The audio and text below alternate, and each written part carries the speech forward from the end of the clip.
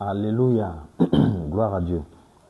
Nous allons aborder le troisième thème qui est intitulé « Les prophéties de Dieu s'accomplissent ». Et pour aborder ce thème, nous allons lire la Bible dans le livre de Jérémie, chapitre 30, versets 3 à 6, qui dit ceci. « Voici les jours viennent, dit l'Éternel, où je ramènerai les captifs de mon peuple d'Israël et de Juda, dit l'Éternel. Je les ramènerai dans le pays que j'ai donné à leur père, et ils le posséderont. » Ça, c'est une prophétie que Dieu a faite et ça se réalise devant nous. Israël est retourné sur les terres que Dieu a données à Abraham, notre père, dans la foi. Merci Seigneur, parce que nous sommes des privilégiés. Nous vivons tes prophéties en direct. Tu es le seul vrai Dieu qui fait les prophéties, elles se réalisent. S'il y a un autre Dieu dans l'univers qui a fait les prophéties et qui se réalise, donnez-nous le nom de ce Dieu. Notre Dieu, c'est l'Éternel, Seigneur des armées, le Seigneur Jésus-Christ. Nous allons continuer la lecture en disant en ceci.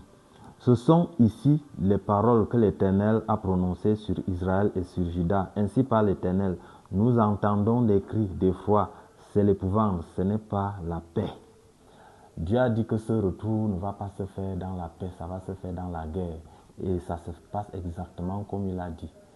Ceux qui accusent Israël d'être un peuple méchant, ils aiment la guerre, ils versent le sang, ils sont au service de Dieu, ils font la volonté de Dieu. Dieu a déclaré que ce retour va se faire dans la guerre et ça se fait dans la guerre. Nous, ce qui nous réjouit, c'est que les prophéties de notre Dieu se réalisent devant nous. Ça veut dire que notre Dieu est le seul et unique vrai Dieu. Il est un Dieu qui ne ment point. La deuxième lecture, c'est dans le livre de Sophonie, chapitre 2, versets 4 à 6, qui dit ceci. Et là, on parle de Gaza. Et ça se passe exactement comme la Bible nous décrit. Car Gaza sera délaissée, Ashkelon sera réduite en désert, Ashdod sera chassée en plein midi, Ekron sera déracinée. Malheur aux habitants des côtes, de la mer, à la nation des Chrétiens. Vous voyez, la bande de Gaza se trouve à la côte. Et Dieu dit malheur aux habitants de la côte. L'Éternel a parlé contre toi, Canaan, pays des Philistins. Je te détruirai, tu n'auras plus d'habitants. Et c'est exactement ce qui s'est passé. Gaza a été détruit.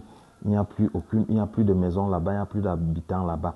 Les côtes de la mer seront des pâtures, des demeures pour les bergers. Ça se passe exactement comme Dieu nous l'a dit. Donc, notre Seigneur est merveilleux, il est tout puissant.